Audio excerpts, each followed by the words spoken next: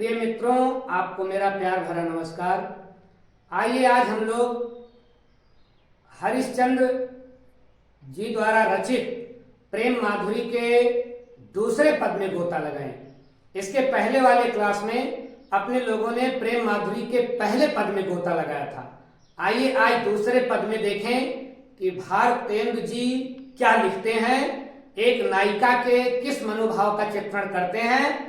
आइए पहले इस सवैया को हम लोग पढ़ें, उसके बाद फिर इसका संदर्भ, प्रसंग, व्याख्या, काव्यागत सौंदर्य सब पर चर्चा करेंगे।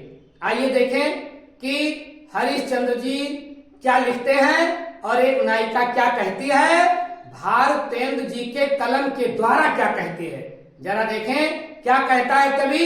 कभी कहता है कि रो कहीं जो तो अमंगल होय, रो कहीं जो तो अमंगल होय, और प्रेम नशे जो कहीं पिय जाइए, और जो कहीं जाहु न तो प्रभुता, जो कहीं जाहु न तो प्रभुता, जो कछु न कहो तो स्नेह नसाइए, और जो हरिचंद कहें तुम्हारे बिन, जी है न तो यह क्यों पतियाइए, जो हरिचंद कहें तुम्हारे बिनु, जी है न तो यह क्यों पतियाइए, अतासो पयान समय तुम्हारे हम, का कहें आप हमें समझाइए, तासो पयान समय तुम्हारे हम, का कहें आप हमें समझाइए, रो कहीं जो तो अमंगल होय, और प्रेम नशे जो कहे पिए जाइए। क्या कहती है एक नायिका। आइए पहले हम लोग इसके संदर्भ को देख लें।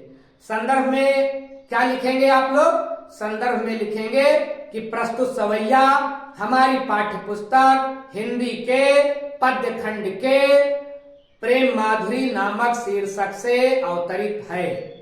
इसके रचयिता हिंदी साहित्याकाश में इंदु की भांति आभा बिखेरने वाले भारतेंदु हरिश्चंद्र जी हैं। ये इसका संदर्भ हो गया। अब आए प्रसंग।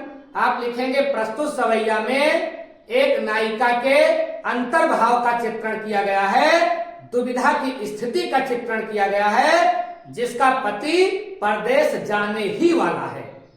उसके मन में क्या क्या अंतर्भाव उठते हैं। और आइए अब व्याख्या देखें। क्या कहता है। कभी कहता है, भारतेंदु जी कहते हैं और एक नायिका कहती है क्या कि रो कहीं जो तो अमंगल होए। ऐसी पत्नी जिसका पति बैग आदि लेकर के सब साजो सामान इकट्ठा करके परदेश जाने के लिए बिल्कुल तैयार है, उसकी पत्नी आंखों में आंसू भर करके आकर के उसके पास खड़ी होती है। अब वो बड़ी दुविधा में है कि अपने पति को रोके कि जाने को कह दे कि कुछ ना कहे। उसी समय का जिसको हम किंग कर्तव्य विमूढ़ की स्थिति मान सकते हैं, ऐसी स्थिति में पत्नी बिल्कुल परेशान है। और क्या कहती है, भारतेंदु जी कहते हैं कि रो कहीं जो तो अमंगल होए। अगर मैं अपने पति को रोकूं, पति से कहती है कि अगर आपको मैं रोक दूं, अगर मैं आपको टोक दूं तो अमंगल होए, तो निश्चित रूप से अमंगल हो जाएगा। क्योंकि हिंदी संस्कृति में ऐसा माना जाता है कि अगर कोई कहीं जाने को तैयार है तो उसको पीछे से टोकना नहीं चाहिए कि आप कहाँ जा रहे हो, कब आओगे, ये सब बातें नहीं कहनी चाहिए। अगर ऐसी बात आप करते हो तो जो व्यक्ति परदेश जा रहा है या किसी काम से जा रहा है, उसके कार्य के पूर्ण होने में संदेह है। अगर कोई व्यक्ति जा रहा है और आप पीछे से टोक देते हैं, या फिर छींक आ जाए, या फिर कोई जा रहा है सामने से बिल्ली रास्ता काट दे, या कोई जा रहा है तो खाली बाल्टी खाली पात्र मिल जाए उसको, तो ऐसी स्थिति में ये मान लिया जाता था पहले के जमाने में कि जिस काम से आप जा रहे हो वो काम पूरा होने वाला नहीं है। और अगर आप घर से निकले किसी जरूरी काम के लिए, रोजी रोटी के लिए, नौकरी के लिए निकले, आप जैसे निकले वैसे जो है आपको भरी हुई बाल्टी, भरा हुआ पात्र मिल गया तो आपका काम होने वाला है। कपड़ा धोता हुआ धोबी मिल गया, आपका काम होने वाला है। पढ़ते हुए विद्यार्थी मिल गए, आपका काम होने वाला है। रास्ते में कौवा आपको चारा देते हुए आपस में बांटते हुए मिल जाए, आपका काम होने वाला है। यद्यपि ये सब पहले के जो है शुभ अशुभ के विचार हैं, अब इसको सोचना भी बेईमानी है, क्योंकि यह पूरी तरह से युग तकनीकी युग है। लेकिन पहले के जमाने में ये सब बातें बहुत मायने रखती थी। तो उसी टोटके का चित्रण किया गया है। ये टोटका माना जाता था कि किसी को आप पीछे से ना टोके, टोकना टोटका था। तो उसी बात को नायिका कह रही है कि हे स्वामी, अगर मैं आपको रोक देती हूँ, रोका ही जो तो अमंगल हो। अगर आपको मैं जाते समय रोक या टोक देती हूँ तो इससे निश्चित रूप से आपका रास्ते में अमंगल हो सकता है। और प्रेम नशे जो कहाँ पिया जाइए, और अगर आपको मैं ये कह दूं कि आप परदेश चले जाओ तो आप ये सोचोगे कि मेरे हृदय में आपके लिए प्रेम ही नहीं है। तो अगर मैं ये कह दूं कि आप चले जाओ तो ये माना जाएगा कि मेरे हृदय में आपके लिए प्रेम नहीं है। और अगर आपको मैं टोक देती हूँ तो रास्ते में आपके साथ अपशगुन हो सकता है। आगे नायिका क्या कहती है कि जो कहे जाहु न तो प्रभुता, और अगर कदाचित मैं ये कह देती हूँ कि हे स्वामी आप परदेश ना जाओ तो प्रभुता, अगर मैं ऐसा कह देती हूँ कि नहीं जाना है आपको परदेश, तो आप सोचोगे कि मैं आपके ऊपर प्रभुता दिखा रही हूँ, आपके ऊपर हुक्म चला रही हूँ, आपकी स्वामिनी बन रही हूँ, मैं आपको आदेश दे रही हूँ। तो प्रभुता, इसमें मेरी प्रभुता जाहिर होती है। और कछु न कहूं तो स्नेह न साये, और अगर मैं कुछ न कहूं, न हाँ बोलूं न ना बोलूं, तो फिर स्नेह न साये, तो इससे आप ये समझोगे कि मेरे हृदय में आपके प्रति प्रेम ही नहीं है, स्नेह नष्ट हो जाएगा। और आगे क्या कहती है नायिका, अच्छा ये भी हम लोग ध्यान रखें कि प्यार में और तकरार में बोलना जरूरी है। अगर एक पक्ष बोल नहीं रहा है तो दूसरा पक्ष ये मान लेगा कि ये हमारे प्यार में या तकरार में रुचि ही नहीं ले रहा है। दो व्यक्तियों के बीच में नोक-झोंक हो रही है और एक व्यक्ति केवल चुपचाप बैठकर सुने, तो जो व्यक्ति ज्यादा बोल रहा है वो और क्रोधित हो जाएगा कि अरे मैं इतना चिल्ला रहा हूं, तुम इसको सुन ही नहीं रहे हो। और अगर वो बोल दे तब भी झगड़ा हो, बड़ी दुविधा की स्थिति में होती है। और यही हाल प्यार में भी होता है। नायक और नायिका अगर दोनों है तो दोनों की इच्छा होती है कि दोनों बोले। अगर एक पक्ष नहीं बोल रहा है तो दूसरा पक्ष ये समझ लेता है कि इसको हमारे प्यार में तनिक भी रुचि नहीं है। इसको भी ये नायिका कह रही है कि अगर मैं कुछ ना बोलूं तो ये मान लोगे आप कि आपके प्रति मेरे हृदय में प्यार नहीं है। आगे क्या कहते हैं हरिश्चंद्र जी, जो हरिश्चंद्र कहें तुम्हारे बिनु जी है न तो यह क्यों पति आइए। और अगर मैं ये कह दूं कि अगर आप परदेश चले जाओगे तो मैं मर जाऊंगी, आपके विरह अग्नि में मैं जल जाऊंगी, तो आप क्यों पति आइए, तो आपको मेरे ऊपर भरोसा क्यों होगा।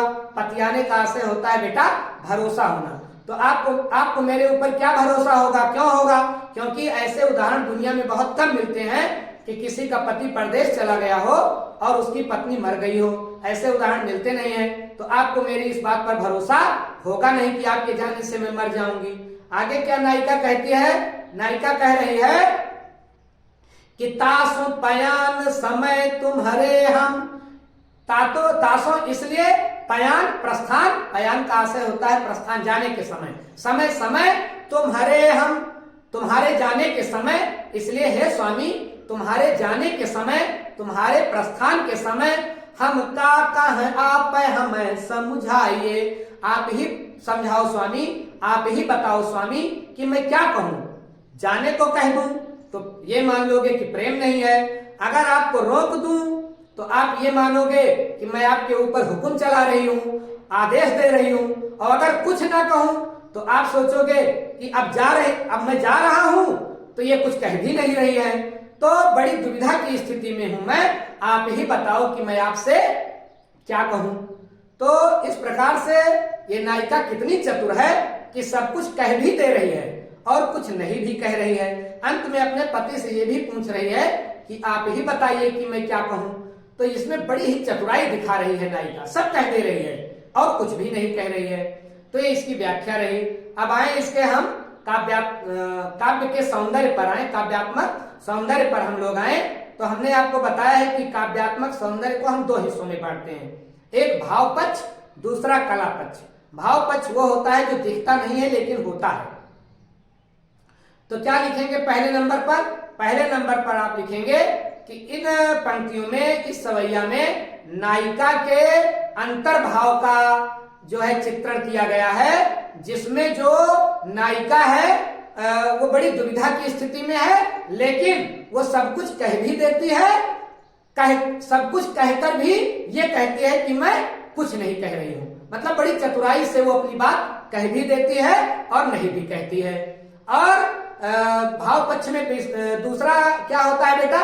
दूसरा होता है रस। रस क्या होता है? जैसे शरबत में चीनी होती है लेकिन दिखती नहीं हो, पीने से पता चलती है, उसी प्रकार से कविता में रस होता है, लेकिन जब तक आप पढ़ते नहीं हो, जब तक उसका अर्थ नहीं समझते हो, तब तक, जब तक अंदर नहीं जाता है शरबत की तरह, तब तक वो दिखाई नहीं, महसूस नहीं होता है। तो रस महसूस करने की चीज है। तो इसमें कौन सा रस है? निश्चित रूप से इसमें श्रृंगार रस है। आए इसके कला पक्ष की ओर चले। कला पक्ष ऐसा होता है जो दिखता है। अब जरा देखें इसमें भारतेंदु जी ने किस भाषा का प्रयोग किया है? तो निश्चित रूप से ब्रज भाषा का प्रयोग है। शैली कौन सी अपनाई है? मुक्तक। छंद कौन सा है? सवैया। अलंकार कौन सा है? तो अलंकार स्पष्ट रूप से अनुप्रास है, यत्र तत्र अंत्य अनुप्रास भी दिखाई पड़ रहा है। और इसमें, इस कविता में गुण क्या है? माधुर्य छलक रहा है। और शब्द शक्ति का क्या प्रयोग किया गया है? तो शब्द शक्ति में लक्षणा शब्द शक्ति का प्रयोग किया गया है। तो ये रहा बेटा प्रेम माधुरी के दूसरे पद का संदर्भ, प्रसंग, व्याख्या और काव्यागत सौंदर्य। मुझे पूरा भरोसा है कि आप इस पद को समझे होंगे और अगला जो पद है हम लोग उसको अगले क्लास में देखेंगे। ओके।